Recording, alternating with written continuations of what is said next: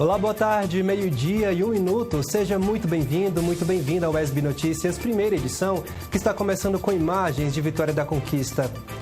Vamos juntos a partir de agora com as principais notícias da região sudoeste e também de todo o estado. É sempre muito bom poder contar com a sua companhia. Na edição de hoje, você vai conhecer o trabalho do Núcleo Saber Down da UESB, que desenvolve pesquisas que visam melhorar a qualidade de vida de pessoas com Down em Vitória da Conquista. Este é um dos destaques do N1 que está começando agora e tem muito mais para você. Câncer de mama deve atingir a marca de mais de 3 milhões de casos por ano até 2050. Doença deve permanecer como o tumor mais comum entre mulheres nas próximas décadas. Clubes de leitura ganham adeptos em todo o Brasil. Em Vitória da Conquista, eles se consolidam como espaços para o debate de ideias em torno da literatura.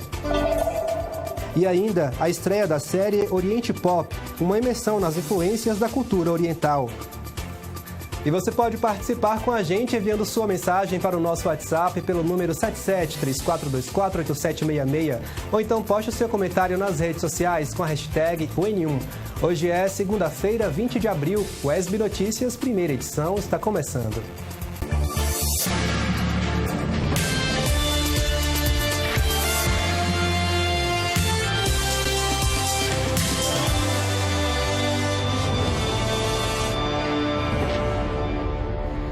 Nós abrimos a edição de hoje falando de saúde. O câncer de mama deve permanecer como o tumor mais comum entre mulheres nas próximas décadas.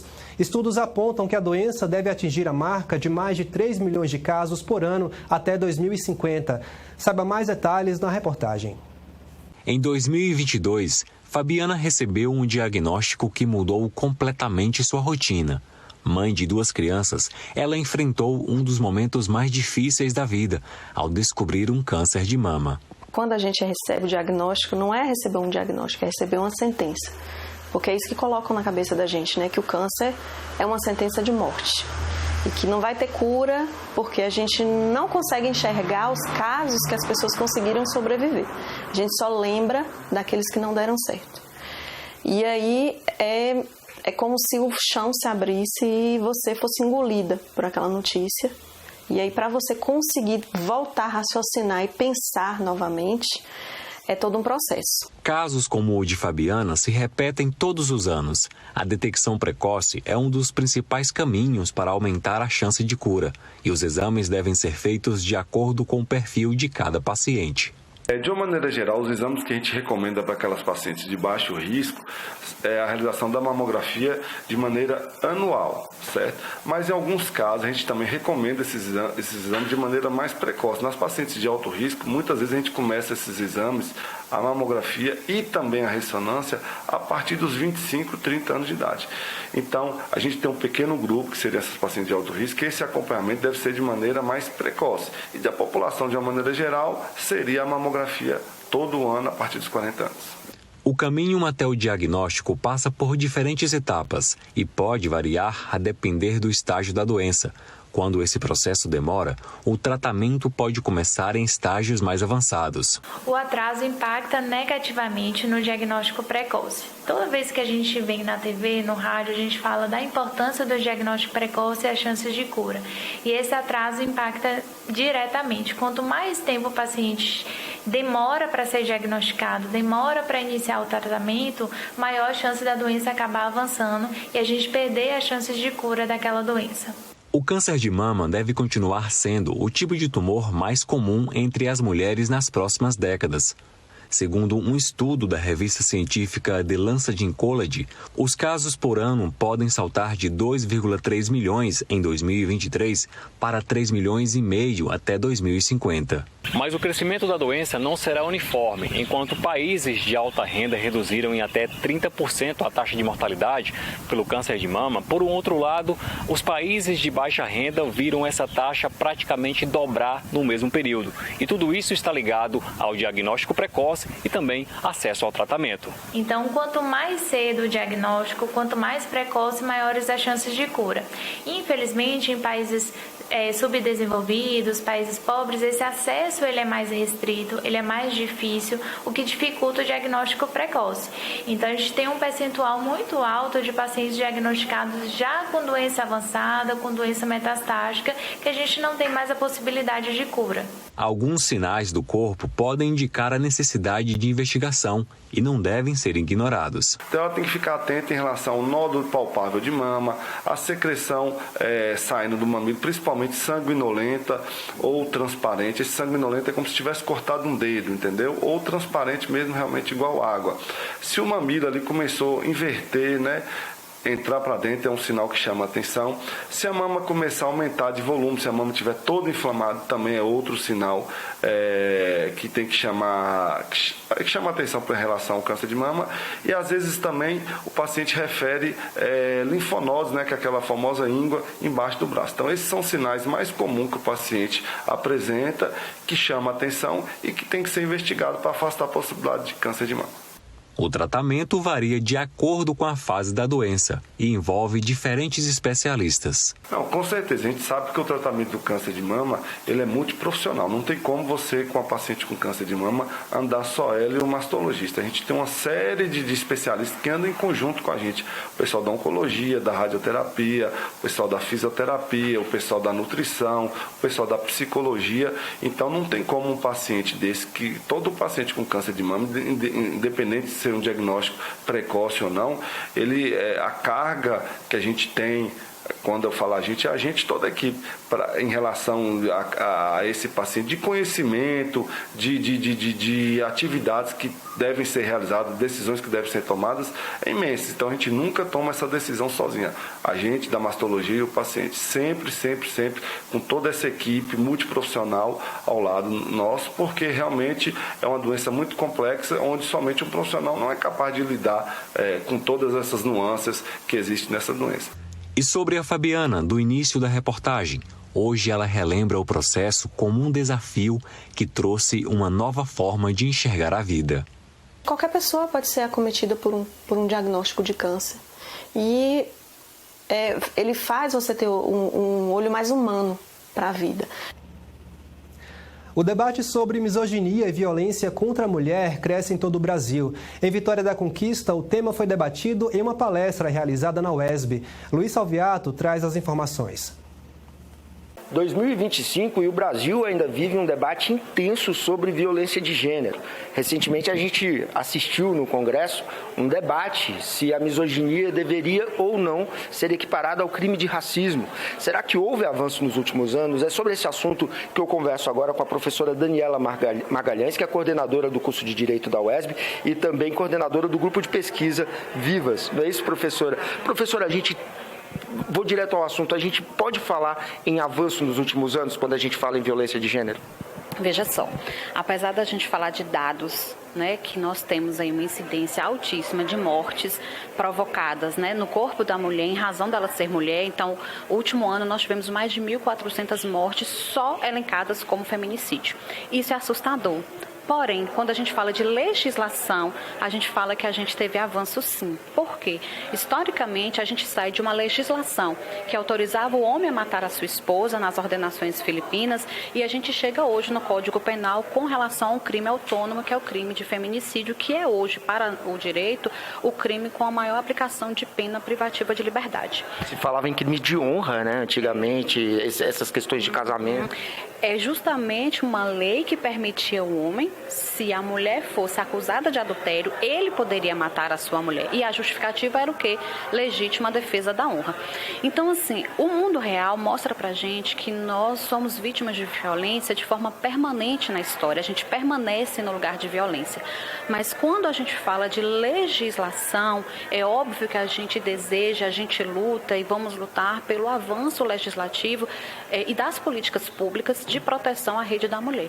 Mas a sua pergunta, se nós avançamos, na história sim, nós avançamos, porque pelo menos nós já temos normas jurídicas que mostram que isso não pode acontecer.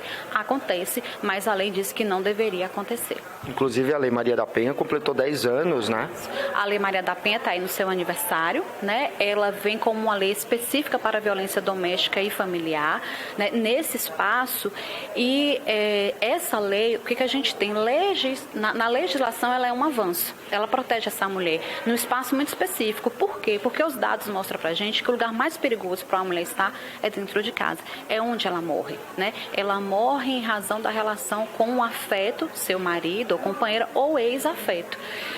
Mas aí quando a gente fala de eficácia da lei, que seja qual é a ideia da eficácia? Ela produzir o seu resultado, que é o quê? Diminuir e erradicar a violência, ela ainda não produz. Então, por isso que é importante a legislação, cada vez mais a gente poder legislar sobre isso, mas caminhar com políticas públicas de educação, para mostrar que essa violência ela não tem permissão, né? Nós não temos o direito de atingir o corpo do outro e principalmente aqui falando nesse recorte de gênero ao corpo da mulher. Professora, a gente fala da violência, a gente pensa muito na agressão física, mas existem múltiplas formas de violência contra a mulher, né? Exatamente. A gente pensa em violência, a gente pensa no objetivo, né? No literal, a violência física, que está aí nesses registros, eles são os maiores. Mas além disso, a gente vai ter a violência psicológica, a gente vai ter a violência moral, a gente tem a violência patrimonial, a gente tem a violência vicária, né, que é pouco conhecida, que é justamente aquele tipo de violência que não atinge diretamente ao corpo da mulher. É quando o agressor, ele usa os filhos, né, desse relacionamento ou familiar ou parente para atingir essa mulher. E além disso, também uma coisa que é pouco discutida, inclusive muitos não concordam com isso, falando muito dos agressores, não conseguem conceber que isso é uma violência, que é o estupro marital, né? É quando há violência, quando há conjunção carnal mediante violência. E por quê? Porque historicamente a mulher ela deveria exercer a sua função, né, da conjunção carnal, ainda que ela não desejasse. E hoje nós já entendemos e nós já temos compreensão jurídica para isso, que é crime. Isso é crime, então isso é também violência. Professor, o que fazer em casos de violência de gênero? Tanto a pessoa que está sofrendo, quanto quem testemunha também tem que fazer alguma coisa, né? Temos que fazer na condição de sociedade, né? E aí o que a gente tem visto que as políticas públicas voltadas para a mulher, né, que discute gênero, hoje nós precisamos denunciar. Então nós temos a delegacia especializada, que é a DEAN, que a gente pode fazer. Nós podemos ligar para a polícia para fazer isso, né? Nós podemos fazer a denúncia online, porque é justamente uma forma, por ser um crime no espaço muito privado e que a gente vem daquele discurso que em briga de marido e mulher não se mete a colher, o nosso discurso hoje é outro, né? Em briga de marido e mulher, a gente precisa intervir. A gente precisa intervir denunciando. Inclusive, quando a gente vai observar em bairros, condomínios, escolas, universidades, nos espaços públicos, a importância da gente entender que nós podemos, inclusive de forma anônima, a gente pode fazer a denúncia nos meios, né, nos meios jurídicos, no espaço do direito, para que essas mulheres sejam protegidas. Professora, muito obrigado pela participação. Voltamos ao estúdio do ESB Notícias. Nós vamos agora para um breve intervalo aqui no ESB Notícias. No próximo bloco, você confere a estreia da série Oriente Pop. Nessa série, a nossa equipe de reportagem fez uma verdadeira imersão na cultura oriental a partir de elementos e influências que ganham cada vez mais espaço no Brasil, especialmente no interior da Bahia. Ainda na edição de hoje, você vai conhecer o trabalho de um núcleo da UESB que desenvolve pesquisas que visam melhorar a qualidade de vida de pessoas com síndrome de Down aqui em Vitória da Conquista. O intervalo é rápido, voltamos já.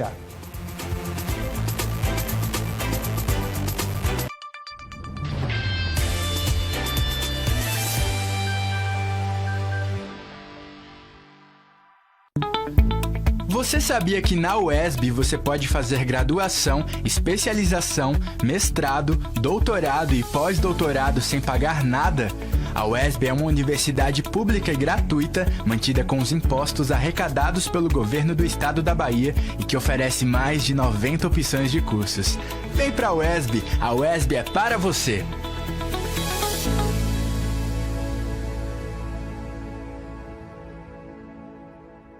De segunda a sexta estarei com vocês no Repórter Brasil Tarde. 15 para 1 da tarde, destaques de todo o Brasil e do mundo em uma linguagem clara, com entrevistas, análises e prestação de serviço para você. Jornalismo público, de qualidade, responsável e atual. Espero você no Repórter Brasil Tarde, aqui na TV Brasil, a tela da gente.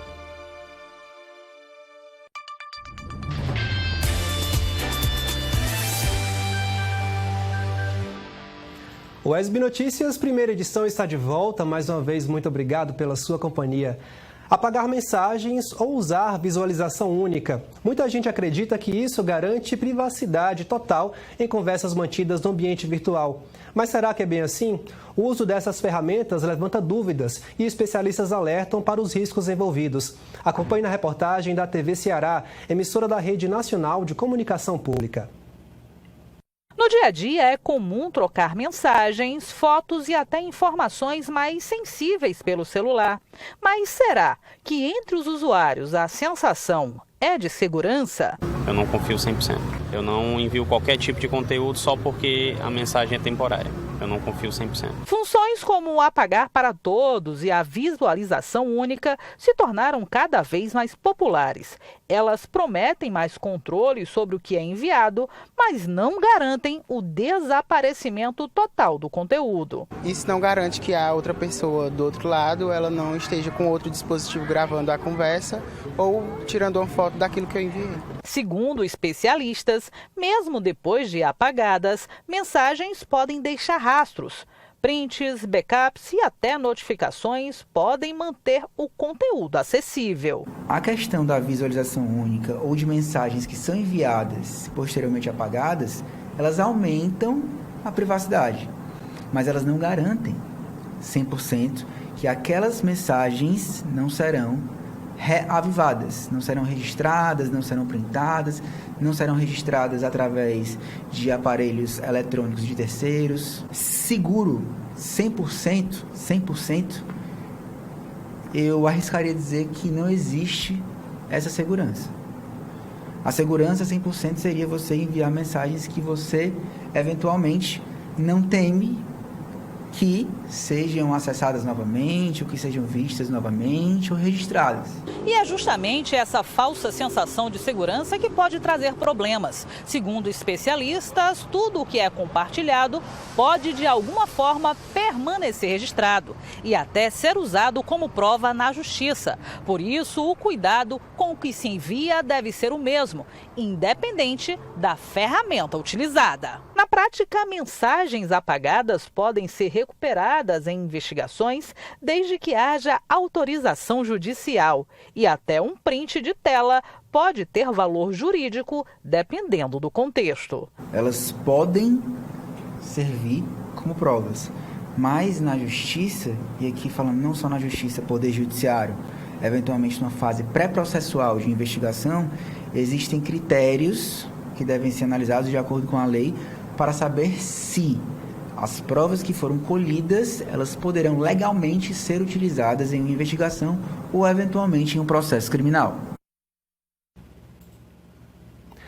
Nos últimos anos, a cultura oriental tem ganhado cada vez mais espaço no cotidiano dos brasileiros. Impulsionado especialmente pelas redes sociais, elementos da música, gastronomia e do entretenimento passaram a influenciar o comportamento e a ditar novas tendências aqui no Brasil. Na série Oriente Pop, nossa equipe propõe uma imersão nesse universo, que também ganha força aqui no interior do estado. Em nossa primeira reportagem, vamos falar sobre o K-pop, um gênero musical coreano que ganhou fãs em todo o mundo. Acompanhe.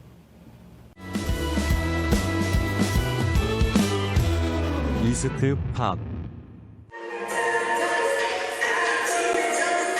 Em ritmo pop e com cada passo cuidadosamente coreografado, o som que vem da Coreia do Sul segue conquistando o mundo. O K-pop é a expressão máxima do chamado soft power coreano. O conceito de soft power surgiu na década de 1990. Criado pelo cientista político norte-americano Joseph Nye, e refere-se à criação de um ambiente favorável de admiração entre países a partir de determinados produtos culturais.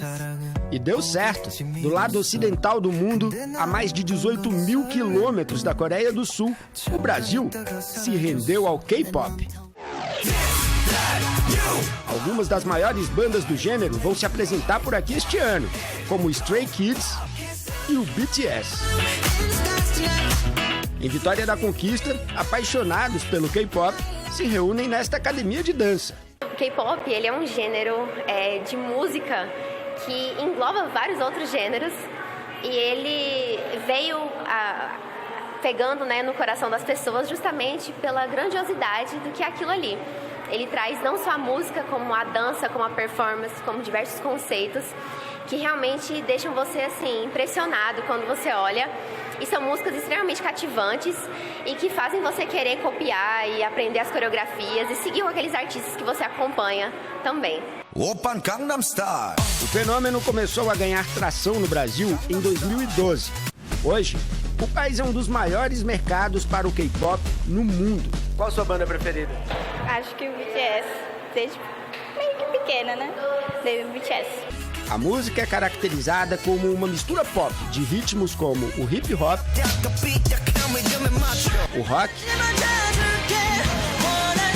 e o rhythm and blues, seguida por coreografias complexas e perfeitamente sincronizadas. Os artistas, também conhecidos como idols, passam por anos de treinamentos intensivos em canto e dança, dedicação que é reconhecida pelos fãs. Os grupos, cada componente exerce um papel. Tem o líder e porta-voz,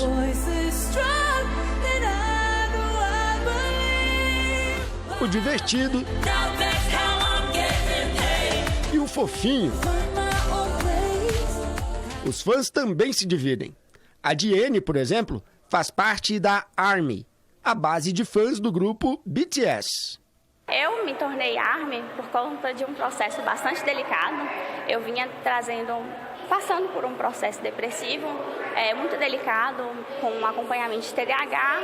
E aí, quando eu encontrei as músicas que veio falar comigo, porque as letras deles trazem isso, trazem esse certo conforto da gente aguentar, da gente suportar, da gente esperar um outro dia, sobre o trabalho em grupo, de ter o próximo, de saber que em algum lugar, ainda que a gente não ache que tem alguém específico, mas vai ter o grupo pra gente poder contar, pra gente assistir as lives, pra gente escutar as músicas e saber que um novo dia vai vir e que coisas melhores podem acontecer nesse novo dia.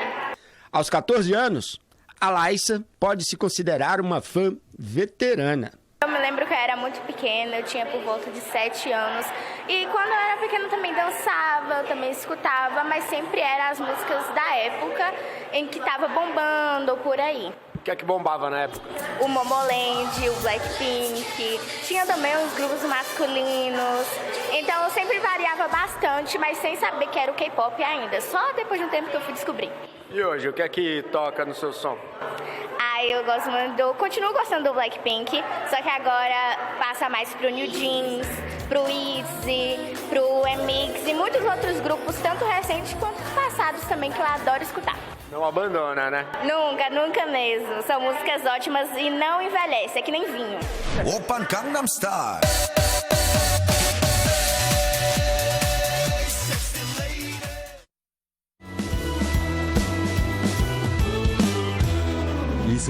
Pop.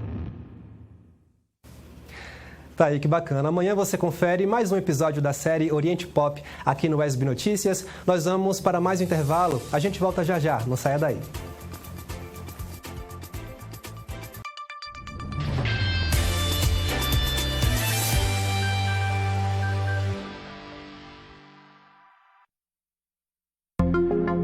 Esse é o Aedes aegypti, mosquito responsável por 3 doenças. Mas uma delas tem crescido rapidamente por todo o país: a dengue. Todo cuidado é pouco, por isso é bom ficar atento aos sintomas. Se você estiver com febre alta, náuseas, manchas vermelhas pelo corpo, dor de cabeça ou atrás dos olhos e nas articulações, não se automedique, pode ser perigoso. procure imediatamente a unidade de saúde mais próxima da sua casa. Faça a sua parte. Juntos, nós podemos combater o mosquito.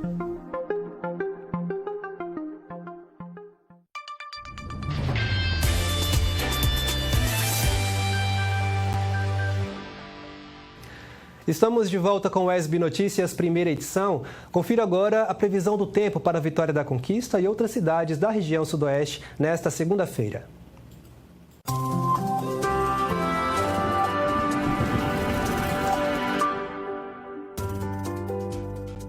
O dia de hoje em Vitória da Conquista estará ensolarado. À noite, o céu será parcialmente nublado. A mínima é de 19 e a máxima de 28 graus. Na terça-feira, durante o dia, o tempo segue parecido e o sol brilha na cidade. À noite, o céu estará com algumas nuvens. Os termômetros também oscilam com a mínima de 19 e a máxima de 27. A previsão para quarta-feira é de sol e céu limpo.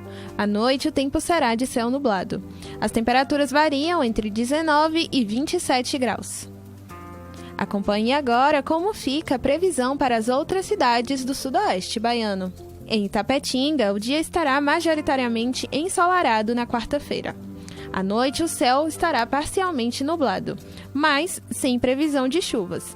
A mínima é de 23 e a máxima de 33 graus. Em Jequié, sol com muitas nuvens durante o dia e períodos de céu nublado. À noite também estará com muitas nuvens. A mínima na cidade é de 22 e a máxima 32 graus. Já em Brumado, a previsão é de dia ensolarado e céu claro à noite. A mínima fica na casa dos 21 graus e a máxima dos 32. Na UESB Campus de Vitória da Conquista, um projeto de extensão desenvolve pesquisas que buscam a melhoria da qualidade de vida de pessoas com Down no município. Fundado em 2012, o Núcleo Saber Down promove ações contínuas de inclusão e desenvolvimento educacional desse público. Confira.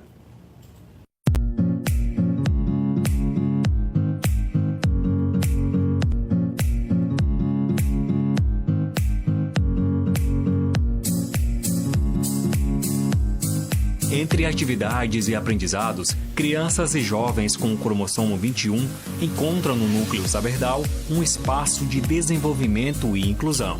A gente treina a leitura, inglês, e aí depois português, que a gente fica mais focado. E para você, Maria Vitória, né, o que você mais gosta de fazer aqui? Quais são as atividades que você tem feito aqui com seus colegas?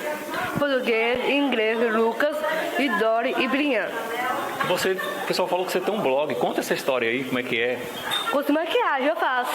O Cauã, por exemplo, é um veterano por aqui. Está no núcleo desde os 6 anos de idade e ama fazer parte do projeto. Eu gosto de participar no grupo do LAPEF, com a professora Mariana. A professora Mariana é educada, inteligente, eu gosto muito dela. Um orgulho para a sua mãe, Dona Lourdes. O Cauã entrou aqui no núcleo com 6 anos. Foi aqui que ele foi alfabetizado, aprendeu a ler e escrever. Sou muito grata à professora Mariana e ao núcleo. Gostaria que mais mães, que tivessem os filhos com a síndrome de Down, não colocassem barreiras, porque o meu é totalmente independente. Ele sai lá da Lagoa das Flores, vem aqui sozinho para o UESB, pega ônibus, 2 ônibus. Então, o desenvolvimento dele aqui com o núcleo foi maravilhoso. Hoje ele já faz uma faculdade de fisioterapia e eu só tenho que agradecer a Mariana e ao esforço dele também, que ele é bem esforçado. O projeto faz parte da UESB desde 2012 e desenvolve pesquisas voltadas para a qualidade de vida desse público. O trabalho é multidisciplinar e envolve diferentes áreas, com atividades que estimulam a fala, a leitura, o desenvolvimento motor e a interação social. O Núcleo é um projeto que envolve pesquisa e ação social, por assim dizer. Ele está vinculado ao programa de pós-graduação em Linguística, aqui no Brasil, e também ao Laboratório Cristal da Universidade de Lille. Nós temos um projeto que é aprovado lá e com isso a gente gera os dados aqui para que a gente possa desenvolver pesquisas lá com inteligência artificial. Aqui no núcleo a gente recebe pessoas com T21 de diferentes faixas etárias, de bebezinho até a vida adulta, e o trabalho é de estimulação global, em primeiro lugar, e depois a gente foca nas competências escolares. A dona Norma chegou há pouco tempo no núcleo. A expectativa é de que o projeto contribua para o desenvolvimento e a qualidade de vida do seu filho. Eu conheci através de uma amiga.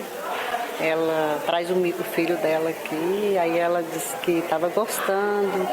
Aí eu pedi para ela poder me dar um endereço, tudo certinho, para eu poder estar vindo aqui ver se eu conseguia algo para o meu filho. Aí eu vim o ano passado, no início do ano passado, aí deu o nome dele e fiquei aguardando, né? Quando foi este ano, a professora foi e me chamou. E aí eu estou gostando muito, meu filho está gostando, né? E espero que ele vai sair daqui bem melhor do que quando ele entrou. Além do atendimento, o projeto conta com estudantes de pós-graduação. As pesquisas ajudam a compreender o processo de aprendizado e o desenvolvimento das pessoas com Down. É uma experiência nova para mim, porque eu me interessei. Eu sou da ciência da computação, tenho mestrado em inteligência artificial e assisti uma palestra bastante interessante, que eu gostei muito do cuidado que é tido com os alunos, com o pessoal, né, do Saber Down. Participei da seleção e agora estou fazendo parte desse grupo usando a IA para fazer uma expansão vocabular desse público. Atualmente eu trabalho com língua inglesa aqui no Núcleo Saber Down e inserir o inglês nesse contexto de atipicidade de alunos com alguma deficiência é incrível, porque o inglês não é uma ferramenta de estimulação linguística, cognitiva e social. Então eu vejo que inserir a língua inglesa é uma forma de ajudar esses alunos a se preparar para o mundo globalizado, em que a língua inglesa é utilizada em vários contextos. Para além da UESB, o núcleo também expandiu seus horizontes e hoje conta com estudantes de outros países. É o caso de Diana, que veio da Colômbia para realizar o mestrado. Eu estou achando maravilhoso, sobretudo porque vai ser a primeira vez que eu vou entrar em contato com população com T21 e a estimulação que é feita aqui durante as aulas, tanto na língua materna como português, quanto o inglês, dá para perceber muito a estimulação que é feita nos meninos e como provoca também e promove que eles participem, que eles desenvolvam sua fala, sua escuta e também as suas habilidades em leitura. Ao longo dos anos, o núcleo tem consolidado resultados que reforçam a importância da pesquisa e do acompanhamento contínuo. Quando a família vem com o sujeito, na criança ou adulto, aqui para o núcleo, a gente faz uma avaliação geral da família e do participante com T21 e a gente vê quais são as competências que ele tem, o que pode ser desenvolvido e, claro, se ele vai se adequar aos grupos que já estão formados. Pesquisas recentes apontam que o brasileiro tem redescoberto o prazer pela leitura. Com o aumento no consumo de livros, cresce também o número de pessoas dispostas a compartilhar essas experiências em grupo. Os chamados clubes de leitura têm se tornado ótimos espaços para a discussão de ideias em torno da literatura e ganham cada vez mais espaço em todo o país. Acompanhe na reportagem de Luiz Salviato. Bem-vindos ao clube, todos os apaixonados pela literatura. Foi com esse espírito que Arley e Jaqueline entraram para o Confi Book Club, um grupo de leitura formado em 2022 por acadêmicos do curso de letras da UESB. E logo de cara, eles já tiveram que encarar um dos maiores clássicos da literatura russa de todos os tempos, Os Irmãos Karamazov, de Dostoiévski. De longe, a filosofia principal que Dostoiévski traz no livro é a questão da religião, que sempre foi uma coisa que me intrigou bastante. Dostoiévski, ele vai trazer vários questionamentos sobre a existência de Deus, sobre a moralidade sem Deus, e o que de cara já me impressionou foi isso. Além desses questionamentos sobre religião, Dostoiévski vai trazer personagens extremamente complexos, uma trama muito maravilhosa. Foi de longe assim o livro que eu mais gostei de ler no Conf. Foi uma descoberta para você também, né, Jaqueline? E de alguma maneira o debate, depois de ler o livro, ajudou a compreender esse universo do Dostoiévski? Sim, exatamente. Durante a leitura, a gente fez uma comparação muito engraçada de Os Irmãos Karamazov com Casos de Família, porque basicamente o livro pode ser comparado também a uma grande novela e durante a reunião a gente também discutiu, a gente fez uma dinâmica comparando temas do programa com o Caso de Família e foi muito bom porque é um livro difícil, mas deixou muito dinâmico e foi uma leitura divertida, para além de tudo. Os clubes de leitura estão em alta no país. Dados divulgados pela Câmara Brasileira do Livro mostram que a popularidade deste tipo de grupo cresceu 35% nas últimas 2 décadas. E isso num cenário considerado preocupante para o mercado editorial, com a queda nas vendas e o fechamento de livrarias. Parte da revitalização do gosto pela leitura acontece online. Perfis sobre literatura fazem sucesso nas redes sociais. Hoje, as pessoas elas se relacionam através de redes sociais, através da internet, através de aplicativos. E esse tipo de relacionamento, ele acaba acontecendo agrupando pessoas que têm interesses comuns. Então, é natural que pessoas que gostem de determinada temática se encontrem nesses grupos para discutir o tema de seu interesse. Com a leitura não é diferente.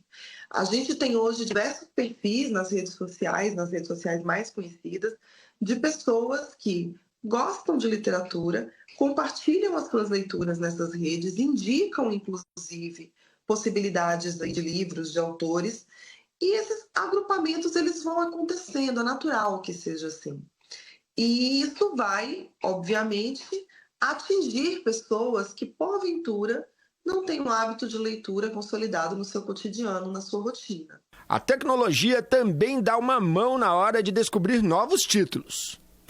A tecnologia, na verdade, ela dinamiza o processo, né? Porque, assim, às vezes até no próprio comprar do livro, né? Que às vezes você pensa, poxa, eu vou comprar um livro agora e ele vai demorar para chegar. Então, assim, você simplesmente vai ali na Amazon, por exemplo, compra um livro rapidinho e aí o livro já digital, você já começa a leitura e aí você já deixa o processo muito mais rápido, né? Porque, infelizmente, a nossa sociedade atualmente é muito mais rápida, muito mais dinâmica. Então, assim, você precisa disso para que realmente você consiga dinamizar o seu processo de leitura. Este é o 7º livro que a Isabela lê só nesse ano. Ela faz parte do Clube de Leitores Anônimos, que também começou na UESB. Olha, nós temos uma rotatividade que eu vou te falar que eu acho que de cerca de 80 a 100 pessoas, né? Que chegam assim, juntando todos os encontros anuais, né? Eu acho que chega a essa rotatividade. Mas no encontro, eu acho que a gente tem de 30 a 50 pessoas em apenas um encontro. E você, se reconhece nessa turma? Então por que não fazer parte do clube? Pode ser muito legal porque você chega o pessoal, encosta todo mundo e começa a conversar sobre o livro, sobre a história que você leu. Você ouve vários depoimentos de todo mundo, como foi a leitura. É tudo de bom.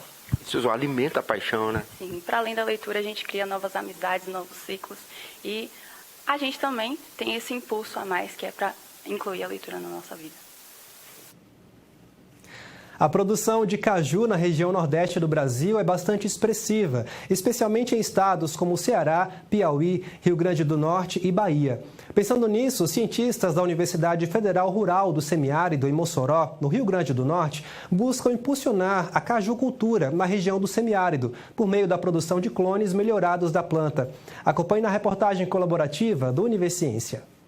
A pesquisa acontece na Fazenda Experimental Rafael Fernandes da UFESA, localizada na zona rural de Mossoró, e envolve o acompanhamento de 10 clones distintos de cajueiro, totalizando cerca de 200 plantas. Segundo o coordenador do projeto, professor Vander Mendonça, o estudo vai se desenvolver a longo prazo, tendo como foco a análise das características morfológicas e bioquímicas das plantas e frutos. Então, esse projeto BAG, Banca Ativo de Germoplasma, é um projeto que a gente tem em parceria com a Embrapa, Agroindústria Tropical, lá de Fortaleza, e eles nos doam esses materiais e a gente implantou aqui esses clones no ano passado e a gente vai acompanhar o desenvolvimento desses clones tanto na parte de vegetativo, de crescimento de plantas, essas coisas, e colheita e pós-colheita de fruta. Então é uma parceria que a gente tem, a UFERSA com a Embrapa. A pesquisa é mais um trabalho desenvolvido pelo Grupo de Estudos,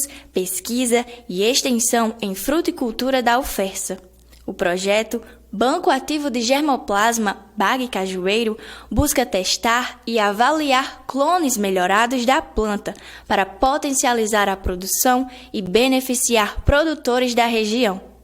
Esse experimento ele foi montado em abril do ano passado e a ideia é ele ficar aqui uns 10, mais ou menos, em torno de 10 anos. Ou seja, a gente vai avaliar esses materiais por longo período para ter uma boa resposta desses materiais para depois tá sendo recomendado para os produtores da região. Então, em torno de no mínimo 10 anos vai ficar esses materiais, a gente vai estar avaliando aqui. A importância desse projeto é que ele vai envolver vários assuntos que a gente vai estar estudando durante esse período aqui. Como eu disse, a gente vai avaliar o desenvolvimento das plantas, o desenvolvimento na parte de qualidade de fruto, produção, produtividade e com o tempo, desses 10 clones, a gente vai ver quais os melhores que vão se destacar aqui na região e depois o pessoal da Embrapa vai estar recomendando esses clones para os produtores aqui da região. Então a importância dele é unir a pesquisa e a extensão. A pesquisa não beneficia apenas a ciência, mas também contribui para a formação de novos profissionais e o desenvolvimento da cajucultura no semiárido. A gente vai fazer esse elo da pesquisa junto com a extensão. Então é importante para mim fazer parte dessa nova jornada, né? Então aqui a gente tem uma área experimental onde vai sair novos clones aí que vai ser usado aí como para a produção de pedúnculo ou mesmo da castanha, né? Da amêndoa.